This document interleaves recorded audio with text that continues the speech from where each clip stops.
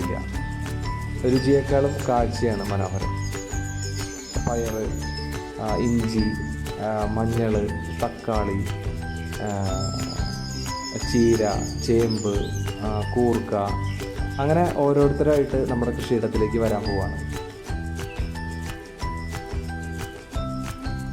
ഈ ഒരു ചെറിയ സ്ഥലം തന്നെ ധാരാളമാണ്. വേണ്ടത് ഒന്ന് മാത്രമാണ്: കൃഷിയിലേക്ക് ഇറങ്ങാനും അതിൻ്റെ കാഴ്ചകൾ ആസ്വദിക്കാനും അനുഭവിക്കാനുള്ള ഒരു മനസ്സാണ്.